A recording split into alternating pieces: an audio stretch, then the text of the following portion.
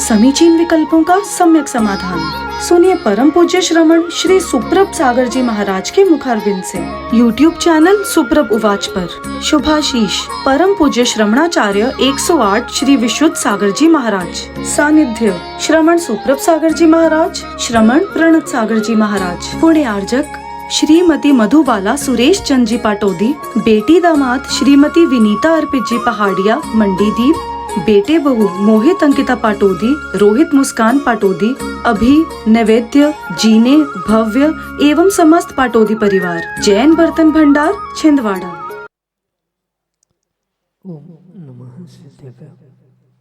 नमो नमः सत्हितंकराय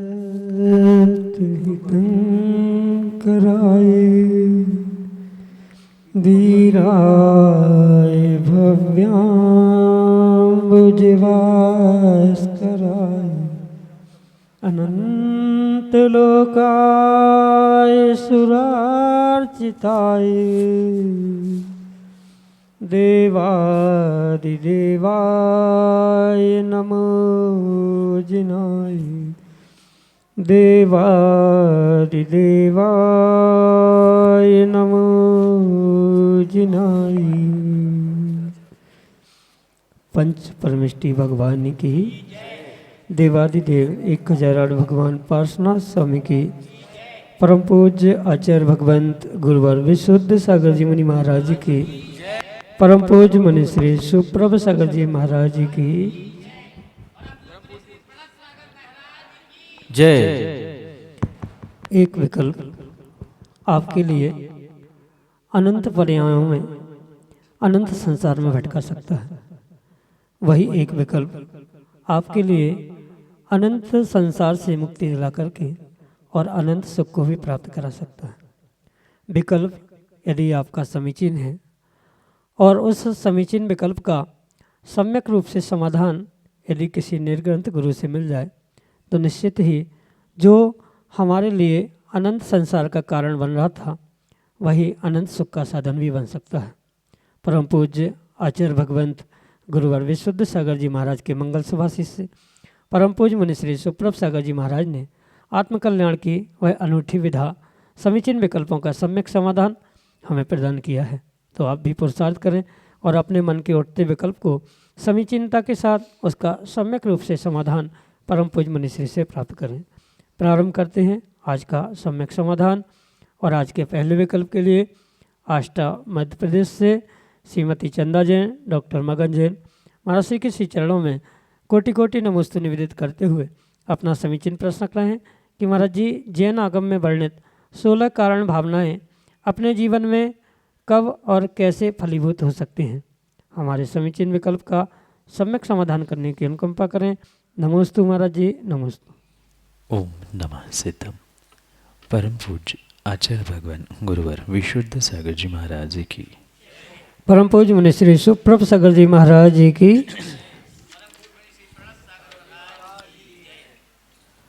16 कारण भावना और उसका कार्य पूर्ण रूप से तीर्थंकर पद प्रदान करने वाला है।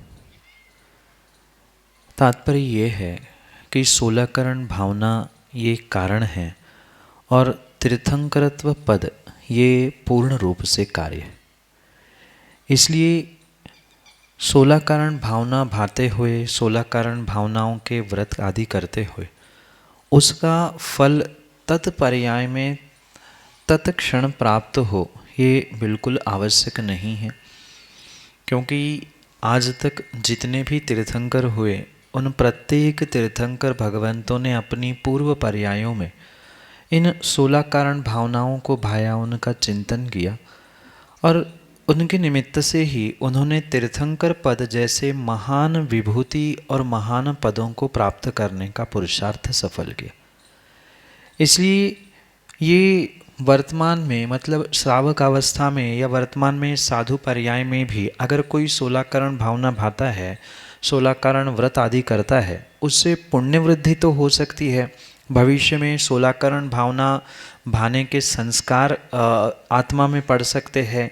यही इकट्ठा पुण्य भविष्य में और एकत्रित होते हुए अगली पर्यायों में जब योग्य काल प्रकट हो जाएगा, केवली श्रुत केवली का पादमूल प्रकट हो जाएगा, ऐसे स्थानों में ऐसे समय पर भाया गया वह 16 करण भावना रूपी कारण वह तीर्थंकरत्व रूपी कार्य को फल को देने के लिए निमित्त बन सकता है।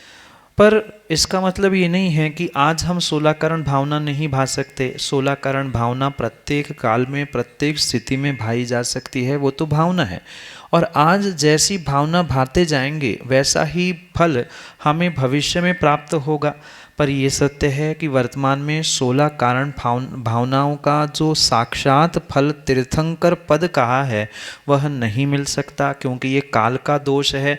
पंचम काल में तीर्थंकर पद नहीं हो सकता, ये भी ध्यान रखना। उसके लिए पादमूल केवली या श्रुत केवली का आवश्यक है, वो भी पंचम काल में संभव नहीं है। पर ये सत्य है कि वर्तमान में अगर तीव्रता से उन भावनाओं को भाता जाएगा तो भविष्य में कभी वह विदेह आदि क्षेत्रों में जन्म लेकर वहाँ साक्षात तीर्थंकर का पादमूल प्राप्त करते हुए अपने जीवन में तीर्थंकरत्व रूप उस फल को अवश्य ही प्राप्त कर सकता है। इसलिए हमेशा हमेशा उन 16 करण भावनाओं को भाते रहना, उनका चिंतन करते रहना, उनके प्रति व्रत उपवास आदि के माध्यम से उनको आत्मसात करते रहना, ये पुरुषार्थ एक श्रावक एक साधु वर्तमान काल में भी यानी पंचम काल में भी कर सकता है। पर उसका फल उसको अगर भरत ऐरावत क्षेत्र में कर्मभूमि में चाहिए तो वह चौथे काल में ही प्राप्त होगा, अन्यथा विदेह क्षेत्र में वह सदैव चौथा काल होने से वहाँ जन्म लेके तीर्थंकर केवली श्रुत केवली आदि के पादमूल में इन 16 करण भावनाओं को भाते हुए नियम से वह तीर्थंकर जैसे महान फल को जीवन में प्राप्त कर सकता है। यही आपके लिए सम्यक समाधान। अशोक जैन पिड़रुआ, सागर, मध्य प्रदेश से अगले समीचीन में कल। बोलिए परम पूज्य भट्टाचार्य चर्या श्रवण आचार्य विश्वनाथ सागर जी महाराज की, परम पूज्य मुनि श्री सुप्रभ सागर महाराज की, परम पूज्य मुनि श्री प्रणत सागर जी महाराज की। हे स्वामी, आज के जिज्ञासा समाधान में मेरी एक जिज्ञासा का समाधान करने की महती कृपा करें। मेरी जिज्ञासा है कि बहुत समय से जैन धर्म को लोग कहीं क्रिया प्रधान मानते हैं और कहीं भाव प्रधान मानते हैं। मेरी गुरुदेव के चरणों में प्रार्थना है कि इस जिज्ञासा का समाधान करने की महती कृपा करें। नमोस्तु महाराज जी, नमोस्तु महाराज जी, नमोस्तु महाराज जी। जैन धर्म मात्र क्रिया प्रधान नहीं है और मात्र भाव प्रधान है, क्योंकि बिना भावों की क्रिया कभी फलीभूत नहीं हो सकती और बिना क्रियाओं का भाव भी कभी कार्यकारी नहीं हो सकता। किस स्थान में किसकी प्रधानता है, किसकी मुख्यता है, ये उस सिचुएशन उस कंडीशन को देखकर ही तय किया जा सकता है। सर्वथा एक ही नियम सर्वत्र लागू नहीं हो सकता।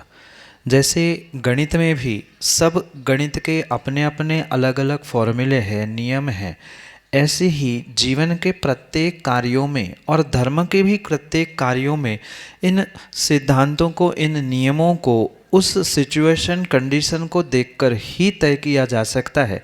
सर्वथा अगर हर कार्य धर्म का भाव प्रधान ही है तो फिर पूजा पाठ अभिषेक आदि करने की आवश्यकता ही क्या है। और सर्वथा धर्म मात्र क्रिया प्रधान ही है तो फिर बिना भावों के भी क्रिया करने वालों को भी वही फल मिलना चाहिए था जो भाव सहित करने वालों को मिलता है। इसलिए जैसे एक सिक्के के दो पहलू हैं, बिल्कुल ऐसे ही जैन धर्म की ये दो पहलू है, एक क्रियाकांड है और एक ज्ञान कांड के रूप में जो भाव प्रधानता से कहा जाता है। जहाँ भाव रहित क्रियाएं हैं वह भी जीवन में कभी फलीभूत नहीं हो सकती, और जो मात्र और मात्र भावों की प्रधानता को ही लेकर क्रियाओं को गौण कर रहे हैं, वर्तमान में ऐसे कई सारे संप्रदाय हमारे यहाँ उत्पन्न हो चुके हैं। वे कहते हैं भाव पूजा कर लो, द्रव्य पूजा में हिंसा होती है, भाव प्रधान है, क्रियाकांड में क्या रखा हुआ है। तो उनकी सोच भी एकांतिक होने से गलत है।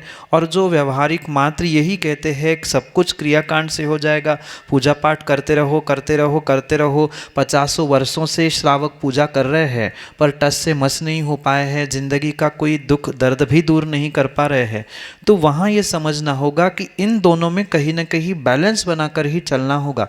जैसे रेल की पटरी चलती है, दोनों पटरियों पर रेल चलती है, बिल्कुल ऐसे ही ये धर्म की ट्रेन मानो दोनों पटरियों पर चलती है। वहाँ भाव भी आवश्यक है, क्रिया भी आवश्यक है। सिचुएशन क्या है, जो अभी तक 50 वर्षों से क्रियाओं में उलझ चुका है, उसके लिए कहा जाएगा कि भाव प्रधान है, तुम भावों को बनाने का प्रयास करो। और जो अभी क्रिया से जुड़ ही नहीं पा रहा है, भावों में ही उलझा रखा है, क्रिया जानी ही नहीं है, व्यवहार मात्र जाना है या निश्चय मात्र जाना है, तो उनको दूसरा पहलू भी कहते हुए वह क्रिया प्रधानता की भी मुख्यता वहाँ कहने की आवश्यकता है। इसलिए दोनों ही प्रधान हैं, पर कब कहाँ क्या प्रधानता होनी चाहिए, किसके लिए किसकी प्रधानता है, मुख्यता है, ये सिचुएशन, कंडीशन, व्यक्ति की स्थिति आदि आदि पर डिपेंड करता है। सबके लिए जैसे एक सी दवाई नहीं होती, बच्चे, बूढ़े, युवा, महिला, पुरुष, स्थिति परिस्थिति देखकर दवाई का डोज, दवाई की कंपनी आदि आदि बदली जाती है। बिल्कुल हमारा जैन धर्म भी ऐसा ही है, सामने वाले की बीमारी, सामने वाले की स्थिति आदि देखकर ही उसके लिए भाव प्रधान, क्रिया प्रधान आदि आदि की मुख्यता से उसे कहा जाता है। पर हमारा जैन दर्शन अनेकांत रूपी है, अनेकांत से ही उसे समझने की आवश्यकता है। कभी सीधा पैर आगे रखना पड़ता है तो कभी उल्टा पैर, पर दोनों आगे पीछे हुए बिना कभी मंजिल पे पहुंचा नहीं जाता।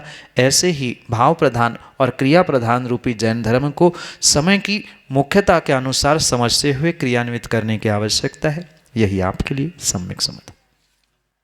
मनोरमा कॉलोनी सागर मध्य प्रदेश से सचिन जैन अगली समीचीन में कल्प करिए। 108 सुप्रभ सागर जी महाराज के चरणों में बारंबार नमोस्तु नमोस्तु नमोस्तु। मनीष 108 प्रणत सागर जी महाराज के चरणों में बारंबार नमोस्तु नमोस्तु नमोस्तु।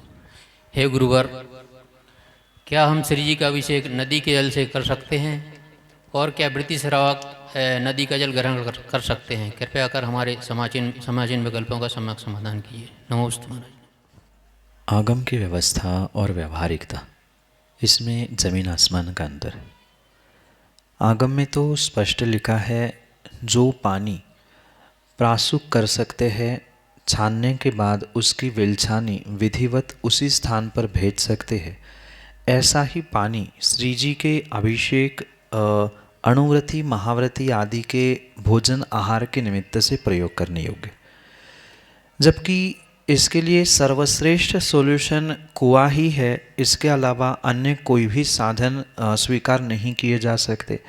वर्तमान में बहुत सारे स्थानों पर बरसात का पानी का प्रयोग, बोर के पानी का, हैंडपम्प के पानी का प्रयोग अभिषेक करने के लिए या आहार भोजन आदि में प्रयोग में लाया जा रहा है। पर आगम के परिप्रेक्ष्य में इसकी कहीं भी व्यवस्था पूर्वाचार्यों ने स्वीकार की ही नहीं है, क्योंकि उनकी विलछानी नहीं होती। दूसरी बात, नदी के जल के विषय में अगर समझे उसका, तो फिर भी आप कह सकते हैं कि हम पुनः उसकी विलछानी उसी स्थान पर कर रहे हैं, पर नदी कहाँ से, कैसे, किस तरह से बहती हुई आ रही है, क्या उसकी कंडीशन है, ये भी वहाँ समझने की आवश्यकता है। आप बड़ी बड़ी नदी और बड़ी बड़ी नहीं, छोटी छोटी नदियों में भी गांव देहातों में से गुजरते हुए देखना, वहीं पर नहाना धोना सब कुछ कार्य होते हैं। इसलिए जब हमें आंखों देखी उसमें गंदगी बहते हुए दिख रही है, तो ऐसे पानी का प्रयोग हम भगवान के अभिषेक के लिए या आहार भोजन आदि के लिए कैसे कर सकते? बहुत सारे तथाकथित ज्ञानी आज ये दृष्टांत देते हैं कि जब गंगा नदी का पानी भगवान पे सिर पे ढरता है या क्षीर सागर का पानी भगवान के अभिषेक के लिए, जन्माभिषेक के लिए लाया जाता है, तो उस स्थिति और उस जल के विषय में आगम के परिप्रेक्ष्य में समझने की आवश्यकता है। वो गंगा ये गंगा नहीं है, ये यमुना या वर्तमान में बहने वाली ये सामान्य नदियाँ नहीं है, वो महानदियाँ है। ये 14 नदियाँ, उनका विशेष स्थान उन पर्वतों से, तालाबों से निकलते हुए फिर वे भगवान पर बहती है, भगवान पर गिरती है, इसलिए वह विशेष कहलाती है। पर ऐसा पवित्र जल जैसा क्षीर सागर का या वर्तमान के नदियों का है, वो बिल्कुल नहीं है। आप अगर थोड़ा सा भी गहराई से देखोगे तो नदियों में मिलने वाली बहुत सारी मतलब फैक्ट्रियों का जल है, निसार है, या अनेक घर के नाले वगैरह भी उसमें जाकर मिलते हैं। इसलिए ऐसे अशुद्ध पानी से किसी भी प्रकार से भगवान का अभिषेक या व्रती महाव्रती के आहार भोजन के लिए प्रयोग में लाना उचित नहीं है। विषमता की बात अलग है, ये भी मूलाचार जैसे ग्रंथों में प्राप्त होता है। जब निर्ग्रंथ मुनिराज अकेले जंगल में रहते थे तब उन्हें जब पानी की आवश्यकता पड़ती थी, कोई श्रावक नहीं है, कोई प्रासुक करके छान कर नहीं दे पा रहे हैं, तो वह बहते हुए नालों का, झरनों का पानी जो हर समय पत्थरों से टकरा रहा है उसी स्थान से वे ग्रहण करे, अपनी शुद्धि करे और पुनः कमंडल सुखाकर उसका प्रायश्चित अलग ग्रहण करे, ये उसके विषय में विधि है। इसलिए कहीं का विषय कहीं लगाते हुए ये स्वीकार करना उपयोगिता नहीं है कि हम आज भी भगवान का अभिषेक कर ले, या हम तो अभी अणुव्रती है, हम नदी का पानी ले सकते हैं। विषमता की बात अलग है। विषमता में भी अगर किन्हीं मुनिराजों ने या किन्हीं व्रतियों ने ग्रहण किया है तो उसके विषय में प्रायश्चित आदि लेने की आवश्यकता है। इस विषय में मतलब श्री जी का अभिषेक व्रती महाव्रती के भोजन आहार के लिए कुआं ही सर्वश्रेष्ठ उपाय है। अन्य कोई आगम के परिप्रेक्ष्य में आपको समाधान प्राप्त नहीं होगा। मैंने पहले ही कहा है कि आगम की व्यवस्था और व्यवहारिकता प्रैक्टिकल भिन्न विषय है। आज व्यवहारिकता में भूल हो सकती है, किसी ने कुछ कहा, उसकी बातों में आकर किसी ने कुछ किया, ये भिन्न विषय है, पर आगम इसकी कभी पुष्टि नहीं कर सकता। कुएं के अलावा अन्य कोई भी जल स्रोत भगवान का अभिषेक या मुनि अणुव्रति आदि के आहार आदि में ग्रहण करने योग्य नहीं हो सकता। यही आपके लिए सम्यक समझ। श्रीमती रश्मि जैन, राजाखेड़ी, सागर, मध्य प्रदेश से अगले समीचीन विकल्प के लिए 108 श्री सुप्रभ सागर जी महामुनि राज की जय। 108 श्री प्रणत सागर जी महामुनि राज की जय। नमोस्तु महाराज श्री, नमोस्तु नमोस्तु महाराज श्री। हम मेरी पूरी समाज की तरफ से यह जिज्ञासा है महाराज श्री कि हम लोग के ऐसी कौन से पाप का पुण्य उदय है कि जो हमारा जिनालय का विकास नहीं हो पा रहा है। नमोस्तु महाराज श्री। माँ, समाज का सामूहिक पाप कर्म का उदय जब होता है तभी कहीं न कहीं मंदिर, जिनालय आदि का विकास होना या साधु समागम प्राप्त होना संभव नहीं हो पाता। और मैं तो कहता हूँ अगर समाज और समाज के मुखिया, और मैं तो कहता हूँ मुखिया भी नहीं, महिला मंडल भी सोच ले तो बहुत कुछ क्रांति समाज में, नगर में हो सकती। जब एक महिला उस झांसी की रानी का रूप लेकर अपनी झांसी की रक्षा कर सकती है, एक महिला वर्तमान में हमारे देश को चला सकती है, तो वर्तमान में अगर महिला मंडल एकजुट हो जाए और निर्धार करे तो किसी प्रकार से किसी व्यक्ति विशेष की या किसी दूसरे व्यक्ति की भी ये गुंजाइश ही नहीं हो सकती कि वो आपके कोई निर्णय लिए गए कार्य में विरोध कर सकता है। ये सत्यता है कि विरोध कोई करने वाला नहीं भी हो, पर सहमत भी बहुत सारे बार नहीं हो पाता है। कुछ ऐसा भी हो सकता है कि पुण्य का उदय जैसे कहा जाता है कि समय पर ही होता है, तो कहीं समय का अभाव है। ये तो बहुत अच्छी बात है जब जब हमें निर्गुण साधु आदि का समागम मिले तो ऐसे मंदिर विकास, नूतनीकरण आदि आदि के विषय में उनके सामने प्रस्ताव रखते हुए उनसे अगर मार्गदर्शन लेने का प्रयास किया जाए तो इस विषय में पुण्य में भी वृद्धि हो सकती है। साथ में उनका मार्गदर्शन होने के कारण से सभी एकत्रित होकर उस विशेषता को भी प्राप्त होने की संभावना है। पुण्य पाप अपनी जगह पे होता है, भाग्य अपनी जगह पे होता है। सर्वश्रेष्ठ अगर कोई कार्य इस संसार में होता है तो उसे आचार्य भगवंतों ने पुरुषार्थ कहा है। अगर समाज का 1, 2, 4 व्यक्ति रूपी घटक भी उस ठाम निर्धार के साथ पुरुषार्थ करने में तत्पर हो जाए और उस निर्णय तक पहुँचे तो अवश्य ही समाज को भी और पूरे समाज को आपकी निर्णय के आगे बढ़ना ही बढ़ना होगा या उसे क्रियान्वित करने का अवश्य ही पुरुषार्थ करना होगा। इसलिए आपके लिए तो यही आशीर्वाद के साथ समाधान है कि मात्र पुण्य पाप पे भरोसा करने की जगह आप कुछ विशेष ऐसा पुरुषार्थ करें। और जैसे मैंने कहा कि महिला में बहुत बड़ी शक्ति होती है, जब महल को हिलाने के नाम से ही उनको महिला कहा रहा जाता है तो समाज को हिलाकर एकजुट करके कुछ मंदिर का विशेष कार्य ना करे, ऐसा महिला की शक्ति हो ही नहीं सकती। महिला समाज ही एकजुट हो जाए तो पक्का मानना, जब घर के धनी को महिला की बात माननी पड़ती है तो समाज के मुखियों को भी महिलाओं की बात मानते हुए अवश्य ही कुछ न कुछ कदम उठाना ही पड़ेगा। इसलिए आप ये ध्यान रखें कि मात्र भाग्य, पुण्य, पाप आदि के बातों में ना उलझते हुए अपने पुण्य को बढ़ाने के लिए जो विधान और बहुत सारे अनुष्ठान आपके कॉलोनियों में होते हैं, उसके साथ साथ प्रबल पुरुषार्थ और प्रबल भावना भाए और सबको एक साथ करते हुए ये विशेष पुरुषार्थ करें, क्योंकि अलग अलग पुरुषार्थ कभी कामयाब नहीं होता। सब एक साथ होकर गुरु चरणों में मात्र पहुंच जाओ, एक बार गुरु का आशीर्वाद और मार्गदर्शन मिलेगा तो मुझे विश्वास है गुरु के मार्गदर्शन और उनके आशीर्वाद से वह बिगड़ा काम भी जब बन सकता है तो रुका हुआ काम भी नूतनीकरण का और विस्तृतीकरण का अवश्य ही हो सकता है। यही आपके लिए सम्यक समाधान। अंकुर कॉलोनी, सागर, मध्य प्रदेश से डॉक्टर हीरालाल जैन अगले समीचीन विकल्प के लिए। आचार्य श्री विशुद्ध सागर जी महाराज की जय। परम पूज 108 मुनि श्री सुप्रभ सागर जी महाराज की जय। परम पूज 108 श्री प्रणत सागर महाराज की जय। हे गुरुवर, आपके चरणों में नवस्तु निवेदित करते हुए मैं ये जिज्ञासा रख रहा हूँ कि सम्यक दर्शन प्राप्त करने में कर्मों की स्थिति को अंता कोड़ा कोड़ी साकर लाना आवश्यक होता है। उसके बाद ही लब्धियों, 5 लब्धियों के माध्यम से सम्यक दर्शन की प्राप्ति होती है। उन कर्मों की स्थितियों को हम कैसे प्राप्त कर सम्यक दर्शन प्राप्त करें, हे प्रभु जिज्ञासा समाधान करें। नमोस्तु नमोस्तु नमोस्तु। देशना लब्धि, विशुद्धि लब्धि आदि इन 5 लब्धियों को प्राप्त करने से ही जीव उस तत्वों के श्रद्धान रूपी सम्यक दर्शन को प्राप्त करता है, ये सत्य। और इसी विषय के साथ जो काल लब्धि की अपेक्षा से या काल की अपेक्षा से कहा जाता है कि अंतः कोड़ा कोड़ी काल शेष रहने पर ये जो व्यवस्था बनती है, इनका अपने आप में निमित्त नैमित्तिक संबंध हुआ करता है। इसका मतलब ये नहीं है कि 5 लब्धियाँ भिन्न विषय है और अंतः कोड़ा कोड़ी काल भिन्न विषय है। जैसे माँ ने कुकर में चावल दाल डाल दी तो उसको जो निर्धारित समय है, उस निर्धारित समय में, माना कि 10-15 मिनट का समय है, तो उतने में सीटियाँ होना, पकना, उबलना, ये क्रियाएं अंदरंग में चल रही है और बाहर में घड़ी के हिसाब से उसको काल नापा जा रहा है कि 10 मिनट लगे या 15 मिनट लगे।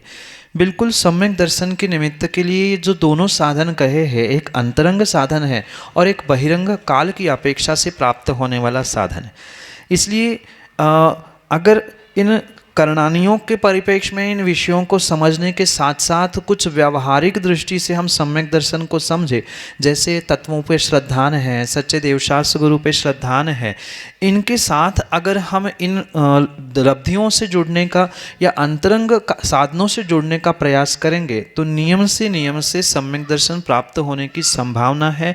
सब्जेक्ट टू मतलब कंडीशन ये है कि आपकी भवितव्यता, आपकी काल लब्धि, आपकी होनहार, जो अन्य 5 समवाय भी उसके लिए कहे गए हैं, उन सभी समवायों का वहाँ एकत्रित होना जितना आवश्यक है उतना ही इन विषयों को समझना भी आवश्यक है। जैसे अभी आप गुरुमुख से कुछ उपदेश प्राप्त कर रहे हैं जो देशना लब्धि के लिए निमित्त हो सकता है, ये निमित्त है, उससे लब्धि प्राप्त करना, भावों को विशुद्ध करना नहीं करना, ये अपने ऊपर मतलब आपके ऊपर स्वयं पर डिपेंड करता है। क्योंकि प्रवचन सुनने वाले तो लाखों हजारों जीव होते हैं, पर हर किसी को देशना लब्धि नहीं हो सकती। देशना लब्धि यानी उसको श्रवण करने के बाद गदगद परिणाम होना, भावों की विशुद्धि होना कि अहोभाग्य मेरे, मुझे तो तीर्थंकर की वाणी निर्ग्रंथ से मुख से सुनने के लिए मिली, जो उन्होंने कहा है वही वास्तविकता है, उसे आत्मसात करने के लिए विशुद्ध परिणामों को कर लेना और उन परिणामों के साथ जो 3 करण परिणाम यानी अपूर्व करण, अधा करण, अनिवृत्ति करण, ये परिणामों को प्राप्त करते हुए उस मिथ्यात्व के टुकड़े करते हुए उसका क्षय, क्षयोक्षम, उपशम आदि को प्राप्त करना, यही 5 लब्धियों का क्रम है जिसके माध्यम से जीव सम्यक दर्शन को प्राप्त करता है। क्योंकि करणानियों का विषय बहुत विस्तार से और गहनता से समझने की आवश्यकता आवश्यकता है। फिर संक्षेप से इतना समझे कि देशना लब्धि से विशुद्धि लब्धि तक ये सभी जो पांचों लब्धियाँ कही है, चाहे अंतिम क्षयोक्षम लब्धि क्यों ना हो, वो भावों की स्वयं के ही ऊपर डिपेंड करती है कि हम जो तत्व सुन रहे हैं या हमने जो जाना है उसे हम किस कदर मान रहे हैं, किस कदर आत्मसात कर रहे हैं। इस पर ये करण प्रायोग आदि आदि शब्दी लब्धियाँ डिपेंड करती है। और उसी अनुसार जब काल लब्धि भी पकती है, मतलब समय भी पूरा होता है, ये योग्यता भी पूरी होती है, भाग्य पुरुषार्थ सभी कार्यकारी होते हैं, तभी पांचों समवायों के निमित्त से सम्यक दर्शन जैसे महान रत्न को एक जीव अवश्य ही जीवन में प्राप्त कर सकता है। यही आपके लिए सम्यक समाधान। समीचीन विकल्पों का सम्यक समाधान सुनिए परम पूज्य श्रमण श्री सुप्रभ सागर जी महाराज के मुखारबिंद से। YouTube चैनल सुप्रभ उवाच पर शुभाशीष परम पूज्य श्रमणाचार्य 108 श्री विशुद्ध सागर जी महाराज। सानिध्य श्रमण सुप्रभ सागर जी महाराज, श्रमण प्रणत सागर जी महाराज। पुण्य आर्जक श्रीमती मधुबाला सुरेश चंद जी पाटोदी, बेटी दामाद श्रीमती विनीता अर्पित जी पहाड़िया मंडीदीप, बेटे बहू मोहित अंकिता पाटोदी, रोहित मुस्कान पाटोदी, अभी नैवेद्य जीने भव्य एवं समस्त पाटोदी परिवार। जैन बर्तन भंडार छिंदवाड़ा।